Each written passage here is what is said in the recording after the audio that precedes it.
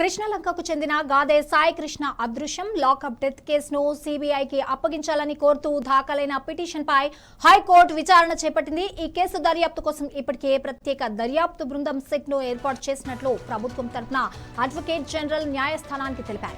ఈ కేసులో నిందితుడిగా ఉన్న సిఐ నాగరాజును అరెస్ట్ చేసి నేడు కోర్టులో హాజరుపరుస్తామని కూడా ఆయన వెల్లడించారు.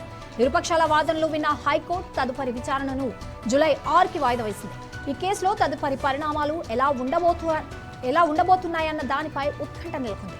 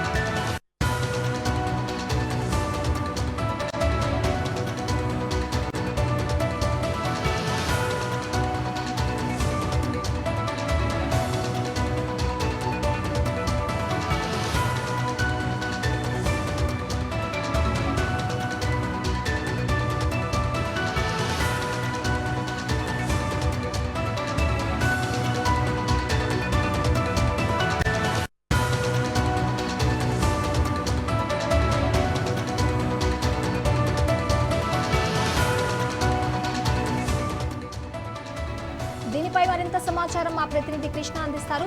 కృష్ణ, ఈరోజు సిఐ నాగరాజ్ను కోర్టుకు హాజరుపరిచారు. సో అక్కడ ఉన్న అప్డేట్స్ ఏంటి?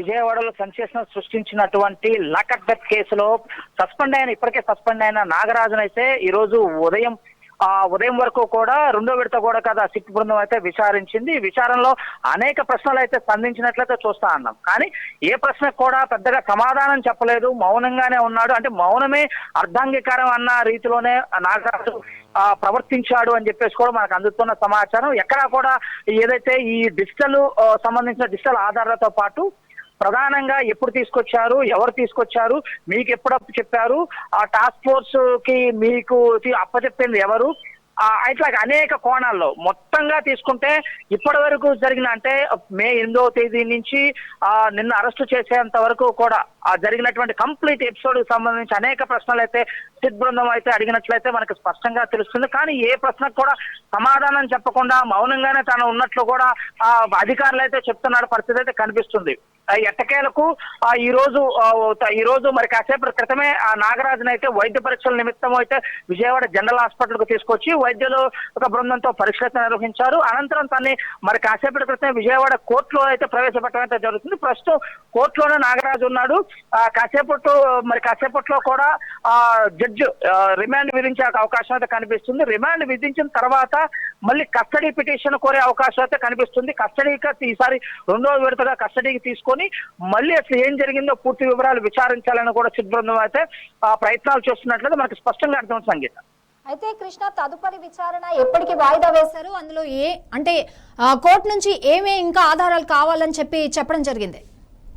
ప్రస్తుతానికి ఈ కేసు రోజు రోజుకి కొత్త మలుపులో తిరుగుతున్నట్టు చూస్తా ఉన్నాం. ఎక్కడా కూడా ఈ ఆధారాలు లేకుండా ఆధారాలన్నింటినీ కూడా చెరిపేయటం అయితే మనకు ప్రధానంగా కనిపిస్తుంది. ఈ కేసులో సీసీటీవీ ఫుటేజ్ కానీ, దాంతో పాటు ఆర్టీసీ బస్టాండ్ లో కనిపించినటువంటి అనాథ శవాలకు సంబంధించి కానీ, అదే విధంగా అనాథ శవాలను దహనం చేయడానికి తీసుకొచ్చినటువంటి కృష్ణలంక శ్మశాన వాటికి సంబంధించిన రోడ్ లో ఉన్నటువంటి విజువల్స్ కానీ ఎక్కడా కూడా అంటే చాలా ప్రీ ప్లాన్డ్ గా, చాలా పద్ధతిగా, ఎక్కడ ఏ ఆధారం లేకుండా అయితే ఈ ఆధారాలన్నింటిని అయితే డిలీట్ చేసినట్టు స్పష్టంగా అర్థమవుతుంది. అసలు సుప్రీంకోర్టు గైడ్లైన్స్ ప్రకారం ప్రతి సీసీ కెమెరాని సంవత్సరం నుంచి సంవత్సరంన్నర వరకు భద్రపరచాలి, బ్యాకప్ కూడా ఉంచాలి అని చెప్పి సుప్రీంకోర్టు గైడ్లైన్స్ స్పష్టంగా ఉన్నప్పటికీ కూడా అసలు ఈ విషయం బయటకు రాదులే, నా వెనక ఉన్నతాధికారులు ఉన్నారు, రాజకీయ నాయకులు అండ ఉంది అంటూ కూడా ఇది ఒక చాలా అంటే ధైర్యంతో చేసినటువంటి యొక్క వ్యవహారంలా కనిపిస్తుంది. ఈ యొక్క ఎక్కడ సాక్ష్యాలు కనపడకుండా తప్పించుకోవడానికి చాలా ఈజీ మార్గాల్ని సర్కిల్ ఇన్స్పెక్టర్ నాగరాజు అయితే వెతుక్కున్నట్లుగా కనిపిస్తుంది. ఇది కేవలం ఒక నాగరాజు ఒక్కడే చేసిందా అంటే కాదు అని చెప్పేసి స్పష్టంగా అర్థమవుతుంది. అతనికి సహకరించింది ఎవరు, అతనితో పాల్గొంది ఎవరు, అతనితో పాటు ఈ యొక్క కేసులో ఎవరెవరు ఉన్నారు అనేక విషయాలపైన సంపూర్ణంగా అయితే తెలియాలి. ఇప్పటికైతే న్యాయస్థానం కూడా జడ్జి అయితే మరి కాసేపట్లో అయితే ఎన్నిటిపైన కూడా ఆ ప్రశ్నలు అయితే సంధించే అవకాశం కనిపిస్తుంది. ఈ అన్నిటికీ ముగింపు పలుకుతూ కూడా జడ్జి ముందన్న నోరు విప్పుతాడా లేదా, లేకపోతే ఇప్పటి వరకు ఈ కేసు అన్నిటికి సంబంధించి ఏదైతే సెక్షన్స్ కట్టారో ఈ సెక్షన్స్ సంబంధించి ఏ ఆధారంతో ఈ సెక్షన్ కట్టారు. 103 అనేది ఏదైతే 302 అంటే ఐపీసీ 302కు సమానంగా ఉన్నటువంటి సెక్షన్. ఈ సెక్షన్ కి సంబంధించి ఏ ఆధారం దొరకతో నాగరాజు పైన అత్యాయత్నం కేసు కట్టారు. ఇది కాగ్నైజబుల్ కేసు కింద అది నమోదు చేయటైతే చూస్తాను. కాగ్నైజబుల్ అంటే ఈ ఆధారం ఉంది, ఈ ఆధారం ఉండబట్టే ఇతని పైన అత్యాయత్నం కేసు కట్టాము అని చెప్పడానికి పోలీసులు చెప్తున్నారు. కానీ ఆ అత్యాయత్నం కేసు కట్టడానికి అయిన బలమైన ఆధారం ఏమి ప్రస్తుతానికి ఏమి పోలీసులు అయితే ప్రవేశపెట్టిన దాఖలాలు అయితే లేవు. కేవలం ఈ కేసుని జడ్జి గారు ఏ కోణంలో చూస్తారు అంటే సెన్సేషనైజ్ కోణంలో చూస్తారా, లేకపోతే ఈ కేసుకి ఈ సెక్షన్ కి ఎటువంటి పెద్దగా ఆధారం లేదని ఈ కేసుని చాలా తేలిగ్గా తీసుకుంటారనే విషయం మరి కాసేపట్లో జడ్జి ఇచ్చేటువంటి తీర్పు మీద అయితే ఆధారపడుతుంది. ఏదేమైనప్పటికీ 14 రోజులు రిమాండ్ విధిస్తారు అనే ఈ కేసులో అయితే దాదాపుగా 14 రోజులు అయితే రిమాండ్ విధించే అవకాశాలు ఎక్కువగా ఉన్నాయి. ఆ దిశగానే జడ్జి నిర్ణయం తీసుకుంటారని చెప్పేసి కూడా న్యాయవాదులు అయితే సర్వత్రా చెప్తున్న పరిస్థితి అయితే కనిపిస్తుంది. సంగీత.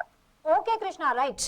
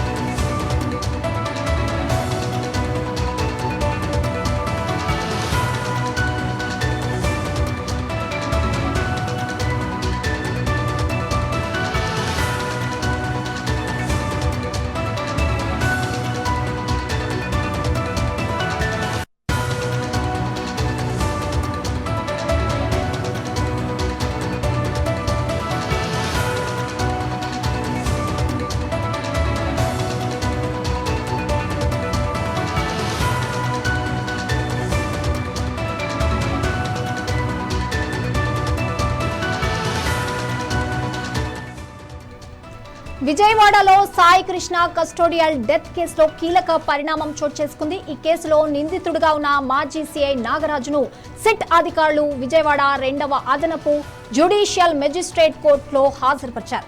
నాగరాజుపై ఎలాంటి ఒత్తిడి లేకుండా కోర్టుకు తీసుకొచ్చినట్లు అధికారులు తెలిపారు. అనంతరం న్యాయమూర్తి ఛాంబర్లో సీఐ నాగరాజుతో ప్రత్యేకంగా మాట్లాడినట్లు తెలుస్తోంది. ఇక సాయి కృష్ణది కస్టోడియల్ డెత్ అని సిట్ నిర్ధారించింది.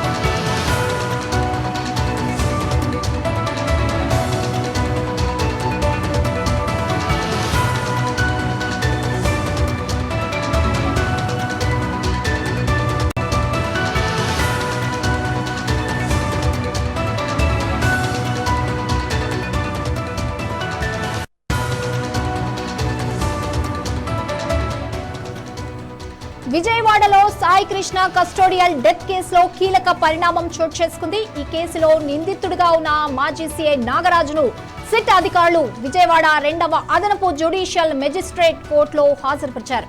నాగరాజుపై ఎలాంటి ఒత్తిడి లేకుండా కోర్టుకు తీసుకువచ్చినట్లు అధికారులు తెలిపారు. అనంతరం న్యాయమూర్తి ఛాంబర్లో సీఐ నాగరాజుతో ప్రత్యేకంగా మాట్లాడినట్లు సమాచారం. ఇక సాయి కృష్ణది కస్టోడియల్ డెత్ అని సెట్ నిర్ధారించింది.